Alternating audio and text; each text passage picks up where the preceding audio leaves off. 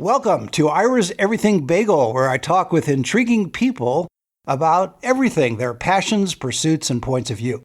Take an Academy Award-winning screenwriter, add a new novel, and you get my guest, Ernest Thompson, author of The Book of Maps, a novel, published by Global Collective Publishing and available on Amazon and all the usual places. His new book focuses on a father's quest to redeem himself in his son's eyes through an adventure of driving through 16 states with a garage sale map as their trusty guide. For everything about Ernest Thompson, go to ernestthompson.us and also thebookofmaps.com. And Ernest, welcome to the show. Thank you very much. Great to be here. Before we talk about the book, let's talk a little bit about your background. You won the Academy Award in 1981 for Best Adapted Screenplay for On Golden Pond, which everybody knows that movie, or I think most people know that movie. How did you go from screenwriting to novel writing, and what was that, I'll use that overused word, journey between the filmmaker's art to the putting words on a page and now it's in a book form? Well, I have a two-part answer for you. One is the pandemic. I was about to launch into making a new movie, and everything stopped.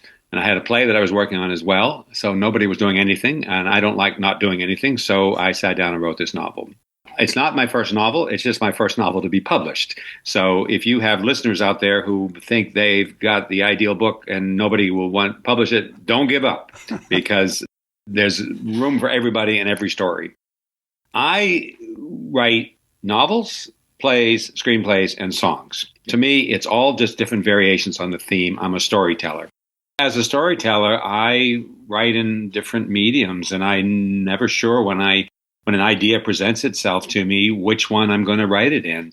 But sometimes it's a brief story and it's going to be a 4-minute song. And sometimes it's going to be sprawling and it's going to be a almost 500-page novel, which is the case with the Book of Maps. I like having the freedom. I also like getting paid. So I'm more apt to be a writer for hire in film and television. And so that's very finite and very specific about what the story is going to be and how it's going to fit. If I'm writing for network television, which I rarely do, but I have done, it's a 7-act structure, meaning there has to be room for all of those commercials within the 2 hours. If I'm writing film, that script is going to be somewhere between 90 and 110 pages. And then one takes on that challenge of how do I fit so much story into that amount of space? All of my plays now tend to be about 65 pages long, meaning maybe 90 minutes in the theater, because that's kind of the length of the American attention span. So it used to be a play was a 3-act play with 2 intermissions, but that doesn't happen anymore. Right. In a revival, maybe, but that doesn't happen with new plays. And so I like that challenge, too, of fitting it into that number of pages. With a book, as far as I'm concerned, the only requirement is that the reader keeps turning pages. And in this story, as I said, 480 pages, I've had people tell me they didn't want the story to end. They started rationing chapters because it was so involving that they didn't want to know what was going to happen next, but they couldn't wait to find out. So that's the form that it took. I didn't have the options in the summer of 2020 when I sat down to write it of making it into a movie or trying to make it a play, which would be very difficult. But since it, as you said, covers 16 states, not impossible. But it just wanted to be a novel, and that's how it's turned out. How did you get the idea to begin with, and then how did it develop as you wrote the novel? Were there steps along the way that guided you, or you already had a firm idea in your mind once you had the germ of the idea? You plotted out the chapter. How did that work for you? Easiest story I've ever written because I lived it. Because in the summer of 2002, my 10-year-old son and I took such a drive across the country. And we went from LA to New Hampshire. And it's not as if I did everything thinking, oh, this is going to be a great scene for the movie someday or the book.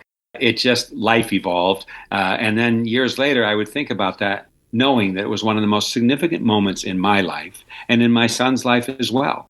So it was a story that kind of told me to write it, and it kind of wrote itself. I conduct workshops for writers, and people come from all over the world to my farm in New Hampshire. And I often will say, do you have an outline for the screenplay or play or novel? And I encourage people to do that. In this case, I didn't need one because I have a photo journal that my son August and I kept all the way across the country. And all I had to do was open up to each page and think, that's where we were in Minnesota, or that's where we were in Montana. Nothing that happened in our lives was anywhere near as dramatic, hilarious, scary as happens in the book. But that's the gift of creativity. And that said, the bonding that happened between my son and me was gospel.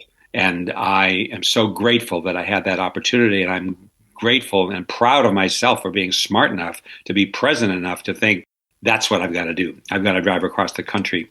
I am grateful that I understood the importance of doing that. And as I was trying to say, any parent knows that those moments with our kids go by in a flash. And there's a line in the book. The father in this situation didn't necessarily plan to be a father. It just kind of happened. But friends of his have said, don't be an idiot, man. Be present. Be your father. Be the father that you would have liked to have, and be the father your son should have. And because you check your pager and it's over. And I was very conscious of that 20 years ago, and it made for a really compelling story to be able to get into the head of a guy who has to learn to become a better father. Before we get into the novel a little bit more, I like the fact that you had a twofer. You had the real life adventure, and then you have the idea for the novel, which incorporates some of the real life, but obviously is extended and adapted to the creativity that you're putting into it. So it's a fictional book, but at the same time, it reflects a little bit of the reality you had with your son. And I know this is a long dissertation I'm getting into here, but the idea that your son has a memory that will last him a lifetime, that's something he won't forget. No, and you may find this interesting. I do. For years after that, my kid would say, Dad, when are we going to take another road trip? When he was about 15, we took a roller coaster road trip, and we hit every roller coaster in the Northeast. And we both are roller coaster fiends, so that wasn't a great sacrifice on my part. I like roller coasters as much as he does. In the book of maps, they stop at Cedar Point. I don't know if you know what that is, but it's in Ohio. And it was then, there was a roller coaster that was then the world's tallest. And it's a very telling scene in the book. The father and the son are waiting in line to board it. And they want to sit in the front seat because true roller coaster freaks know you got to sit in the front seat. As they get closer, they realize there's an exit door. And it's sort of your way out if you maybe lose all your confidence. And this is what you should be doing. The boy, as was true in my life, he's the one who exits. And the father was true in my life. He's the guy who stays on the train and takes the ride. So 5 years later, my son had seen the light, and now he's leading the way. He wants to go ride Superman at Six Flags in Massachusetts, and he wants to go ride the Cyclone at Coney Island, and he wants to go down to New Jersey and ride King Dakar, which is now the world's tallest roller coaster, and it was amazing. And then more years passed, and again, my son would say, Dad, when are we going to take another road trip? And I said to my wife 3 years ago, how many 27-year-old boys say to their fathers, we got to take a road trip? And I said, I'm an idiot if I don't take advantage of this. So I stopped time and we drove up through the Maritimes in Canada, and we sort of replayed that same magical, mystical experience that we had when he was 10 and I was 20 years younger too. How did it go? It went great. It was really extraordinary, except we talked about different things. Well, sure. Because you're both adults at this point, yeah. Yeah, there's a beautiful scene in the book of maps where the father and son have gotten as far as Angel Lake in Nevada, and they sit around the campfire, and the boy suddenly opens up and he wants to talk about stuff. And he wants to talk about boners and braces and the 9/11, and the dad thinks, this is a moment. And he is so appreciative that I was the one who was appreciative, because I knew that was one of those rare instances that I never kind of had with my father. My father was a Depression era guy, very taciturn, not open to affection and expression. So we didn't sit by a campfire and talk about boners, embraces, and horrible things happening in the world. And I knew that it wasn't just a pleasure, it was an honor that my son was including me in his thought process. And here we were 17 years later, sort of replicating that, except that we talked about different things. Now he's a grown man. Now he's had girlfriends. Now he's in grad school at NYU. But he still wants his dad. He still wants to have the dad conversation. And again, I'm the luckiest guy. I'm so grateful that I've developed that trust with him that I'm his go-to person. Yeah, it's a great relationship. Has he read the book? No. No, he has not. Is he going to? When he picks it up, I'm going to remind him that there's a little thing called the copyright page. And on the copyright page, it says any resemblance to persons living or dead is entirely coincidental. Right. But you know what? He's a writer, so he understands. And he's got a novel he hasn't shared with me either. And in it, and he told me that part of it takes place on a farm in a town in New Hampshire that sounds suspiciously like our farm in a town in New Hampshire. So wait, let's see if I get this straight. You guys are sharing roller coasters, but not books. Correct. Wow. You are correct, sir. How about and that? I don't know why that is, Ira. I think there's probably a little bit of that father-son benign competition.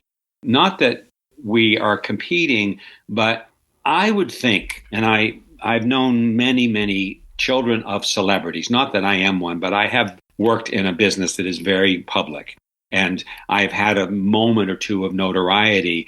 I hope that's not intimidating to him, because I have seen it happen time and again. And there's a great story about Kingsley Amis and Martin Amis. I don't know if you've heard this, but when Martin Amis finally dared show his father a manuscript before he began his very prolific career, the father read it and said, "Too clever by half." And I would hate for my son August to be nervous about my response to something he's written. I know, because I have peaked, that he's a wonderful writer.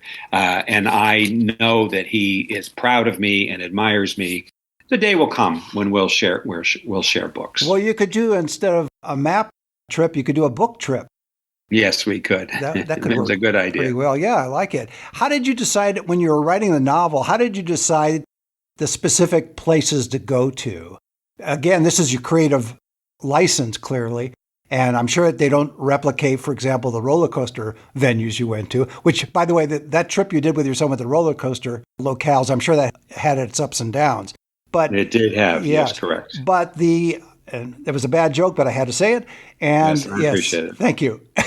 But how did you decide on the locales, on the venues, on the places to go to? Was it based on that you knew you could get a story based on the geographical location of a town, city, or village?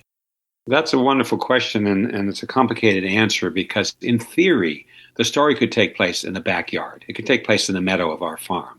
It's about bonding. It's about a father learning to become a better one, and it's about a son learning to trust his father. There's a moment in the book when they're in Battle Mountain, Nevada, which prides itself as being called the armpit of America. And the kid tells his dad that. He reads it on the counter of the motel, and the father said, "It could be worse." So what I did was follow the photo journal that my son and I kept in 2002. Everywhere that we stopped in real life, the characters in the book stopped.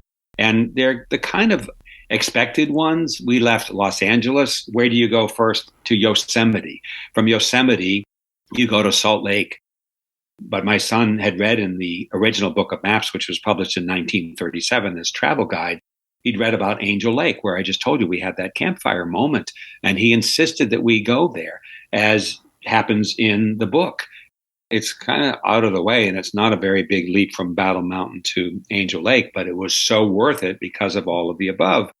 From Great Salt Lake, where do you go? You go to Yellowstone. And from Yellowstone, you go to the Little Bighorn Battle Monument. And from there, you go to Mount Rushmore.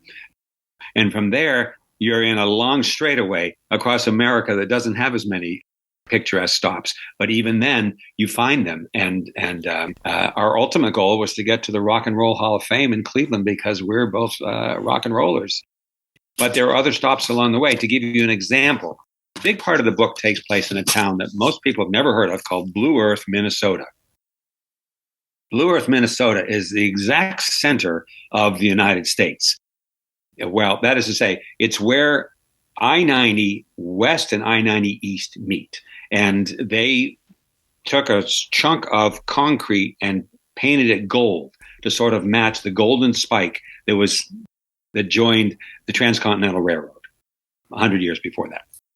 So we pulled off the road in Blue Earth, Minnesota, which happens to be the home of a giant statue of the Jolly Green Giant. So that is just low-hanging fruit for a storyteller.